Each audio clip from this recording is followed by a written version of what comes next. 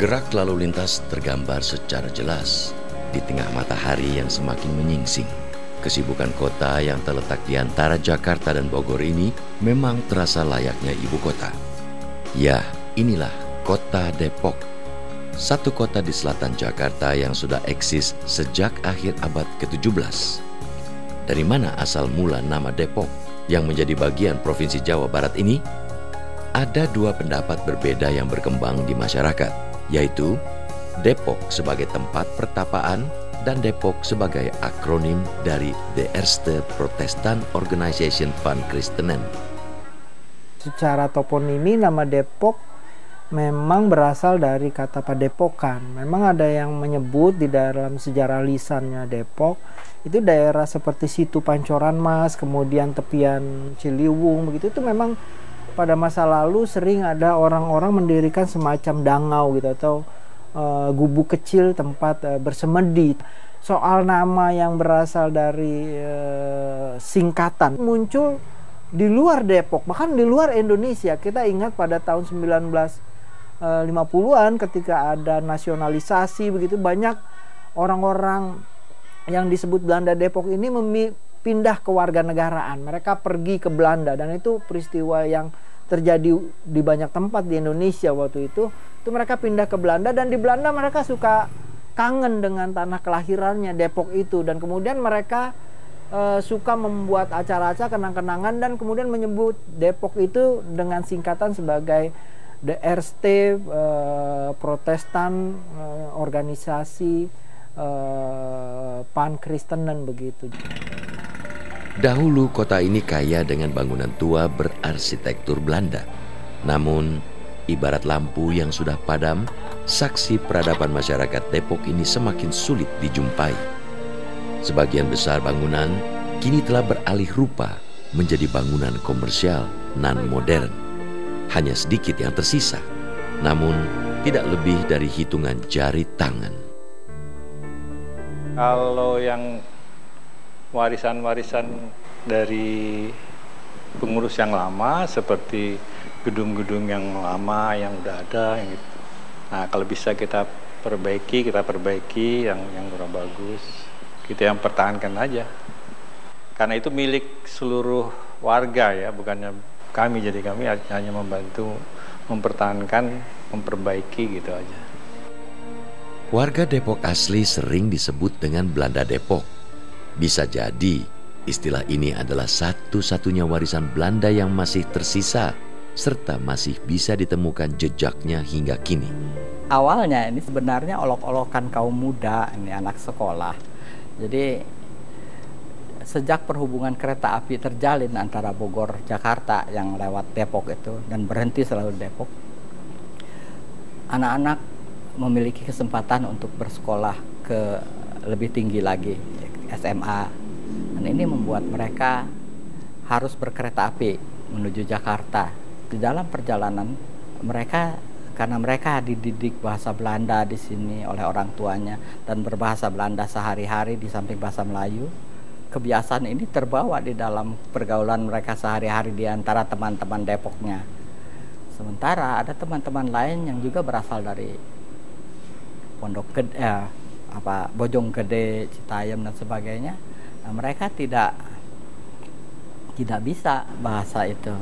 Nah, kemudian terjadilah olok-olokan di antara mereka. Ya, kamu Belanda Depok, kayak yang seperti tadi saya katakan bahwa bapak kamu kan tukang cempedak kayak gitu kan.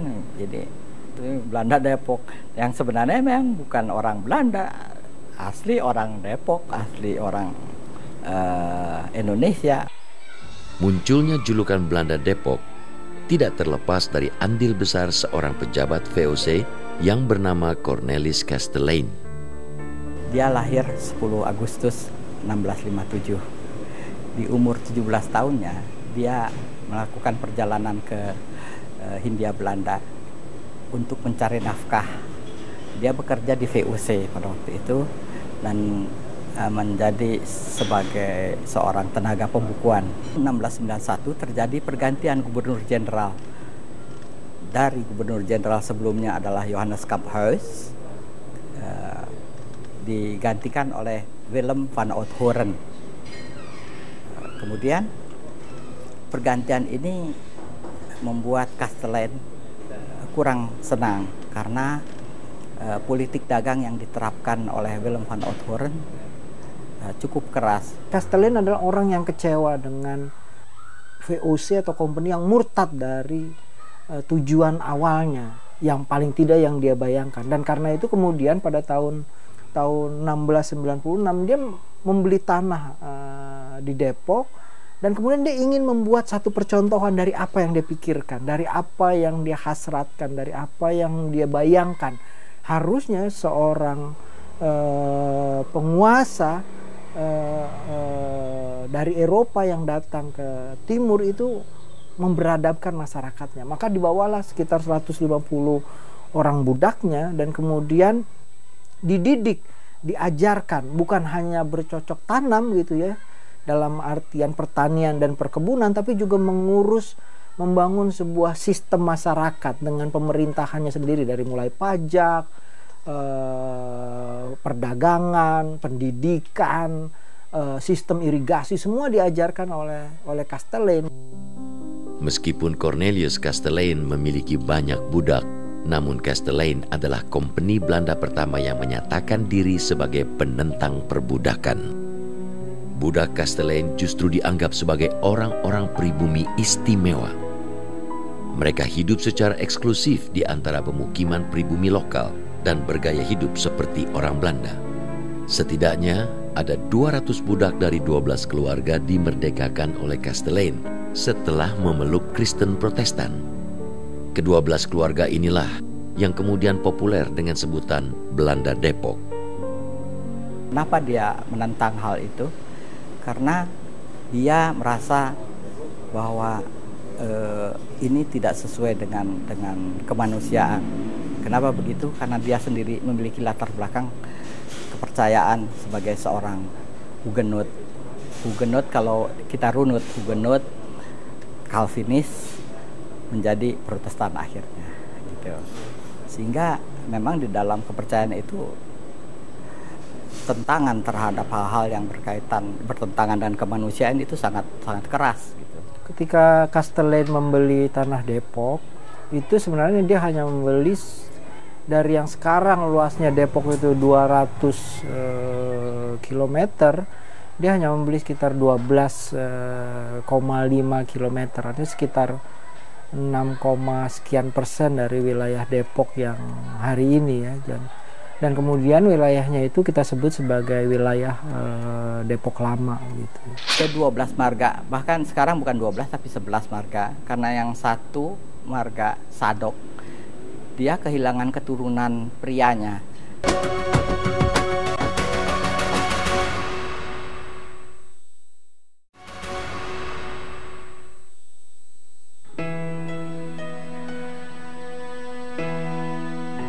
Tak ada yang istimewa dari kawasan ini.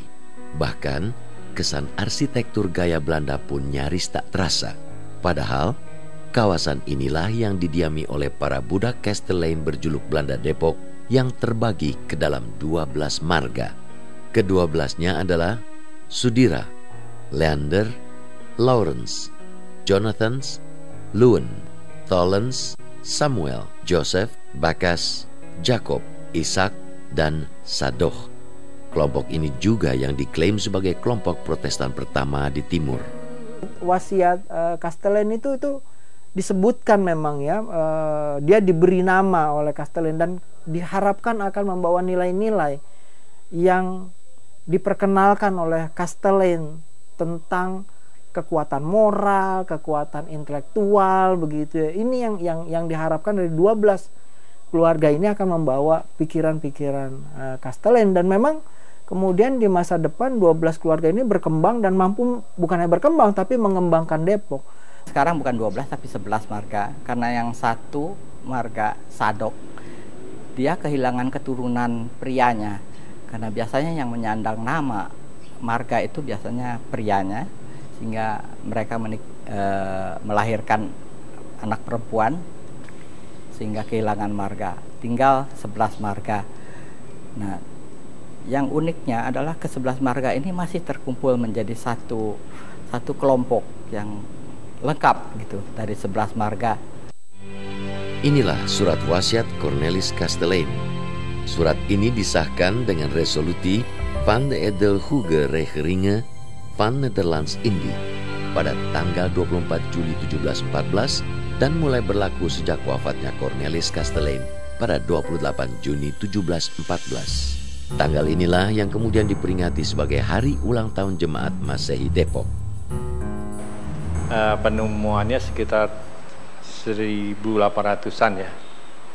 Nah, baru itu diterjemahkan ke bahasa Melayu kuno lah, supaya semua warga tahu gitu, karena waktu itu kan nggak semua warga bisa berbahasa Belanda. Kastelein memutuskan, ini yang menurut saya paling menarik, sebelum ada undang-undang pembebasan budak begitu ya, 1 abad sebelumnya Kastelein kemudian membuat surat wasiat yang membebaskan budak-budaknya dan memberikan tanahnya di Depok bagi budak-budaknya. Tindakan Cornelis mendapatkan tentangan dari pihak pemerintah kolonial Belanda. Hukum kolonial tidak mengizinkan para budak mendapatkan hak waris kepemilikan tanah sehingga wasiat hibah tersebut dibatalkan. Namun, ke-12 keluarga budak Kastelein tersebut tetap berhak mengolah tanah di Depok. Kemudian di dalam surat wasiatnya juga dia katakan bahwa ada satu wilayah yang tidak boleh diganggu, pohonnya tidak boleh dibuat ladang atau tipar di sana. Jadi, harus dibiarkan seperti itu. Nah, ternyata upaya juga pemikiran ke depan untuk melestarikan sebuah lingkungan itu sudah dia lakukan gitu. Tidak boleh diganggu, dia katakan, tidak boleh diapa-apakan, biarkan itu tumbuh seperti apa adanya. Dan yang ujung-ujungnya menjadi cagar alam Depok sekarang ini, Taman Hutan Raya Depok. Inilah Gereja Immanuel Depok. Ruang keagamaan yang berada di Jalan Pemuda ini merupakan bangunan peninggalan yang dibangun oleh Cornelis Kastelein pada abad ke-18 sebagai wadah misi Kristen. Bangunan ini masih kokoh dengan gaya Renaissance layaknya gereja-gereja di pedesaan Belanda. Gereja Immanuel, tapi bentuknya sudah berubah sama sekali ya. Awalnya itu gereja yang dibangun beberapa saat setelah Kastelein membuka Depok 1696, dia membangun gereja. Dan gereja itu terus diperbarui dan jadi besar. Pemerintah alasannya adalah bahwa dia adalah penjajah gitu. Jadi saya dipertanyakan itu, dia penjajah atau pahlawan? Saya bilang dia penjajah, tapi penjajah yang baik hati gitu.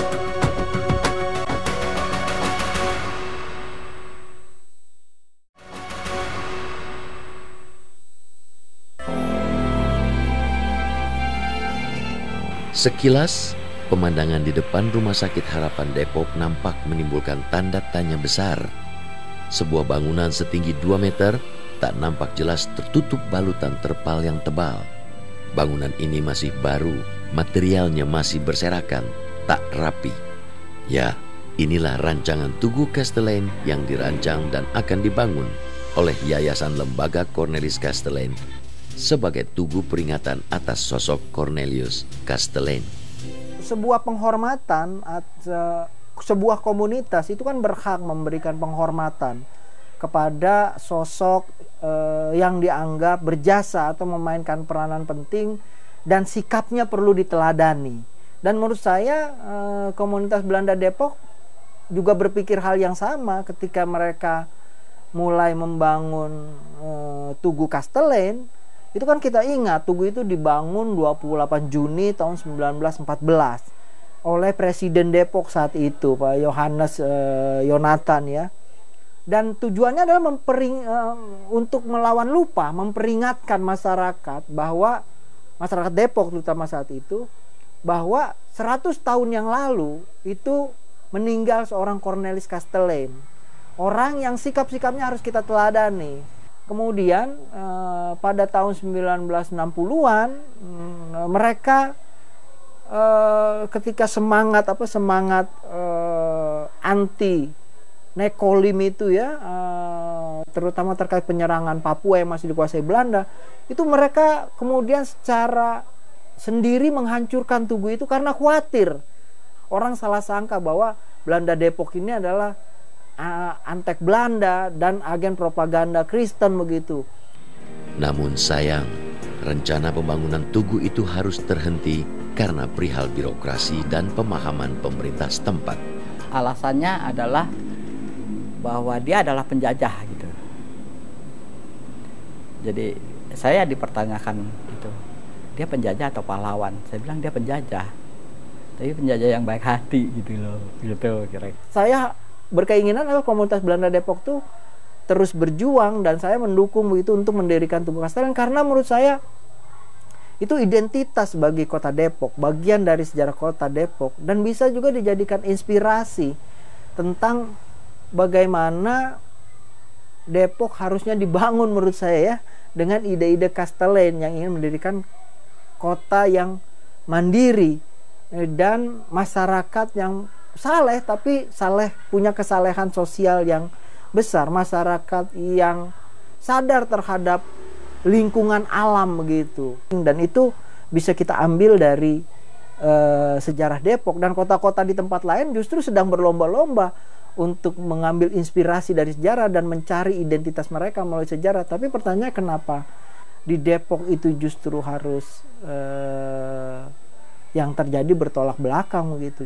Maknanya sendiri dari Tugu itu hanya merupakan peringatan kepada jasa-jasa Kastelen terhadap orang Depok. Memang ada beberapa tulisan yang berasal dari warisannya Kastelen. Artinya tulisan itu dipetik dari wasiatnya. Men intentie stot dat de Depok en vrije Christen bevolking zal groeien.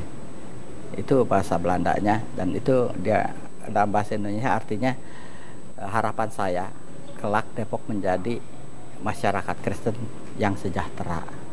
Kalau kita baca secara harfiah kalimat ini, memang kita akan diasosiasikan seolah-olah tuh Depok tuh dari Tugu itu seolah akan ada propaganda Kristen. Tapi yang justru kalau kita baca testamen dari Kastelen itu akan memperlihatkan tujuan-tujuan yang boleh kita sebut sebagai saleh sosial itu. Bagaimana membentuk komunitas masyarakat yang bermoral ya, agama, tapi memiliki kepedulian kepada masyarakat luas begitu. Seiring dengan proses panjang kemerdekaan Indonesia, tanah Depok milik Kastelen hanya menyisakan gereja, sekolah, Yayasan Cornelis Kastelen atau YLCC, dan pemakaman seluas 0,8 hektar are untuk diolah keluarga-keluarga budak Kastelen. Kalau permintaan dari pemerintah setempat itu ya kalau bisa semua dijaga keasliannya sesuai dengan bentuk daripada itu ya. Memang kita seperti kayak gedung yang ini itu memang aslinya begini, cuman tempo hari kita hanya perbaiki atap-atap yang udah rusak aja. Jadi kalau kusen-kusennya ini masih yang aslinya gitu. Tidak ada dokumen peninggalan kejayaan Cornelis Kastelen. Tidak ada juga warisan yang dapat dijadikan prasasti sebagai tanda perjalanan sejarah bangsa Belanda di Depok. Frasa Belanda Depok pun nampaknya sudah tidak terlalu kental terdengar. Ya, episode sang bapak para budak Cornelis Kastelen memang telah usai. Namun, warisan kesalehan sosialnya masih harus tetap diteruskan, dijaga, dan ditularkan kepada seluruh anak bangsa ini. Bukan tentang siapa dia atau apa latar belakangnya, melainkan tentang apa yang sudah dilakukannya untuk rakyat bangsa ini. Warisan yang paling mendarah daging, kalau saya lihat dari ini semua adalah pendidikan moral. Pendidikan moral, karena itu memang penting ternyata. Saya lihat kalau warisan tanah dibilang melekat, Gimana sih orang sekarang pada jualin kok, dijualin habis. Tapi kalau moral itu penekanannya cukup tegas, dan itu masih mereka harus tanamkan, mau tidak mau mereka harus tanamkan di dalam kehidupan mereka sebagai seorang pewaris dari Castellane. Ya, bukan hanya sekedar mewarisi tanahnya, banyak tanah begitu kan, tapi justru ini moral yang lebih penting, jauh lebih penting dari segalanya.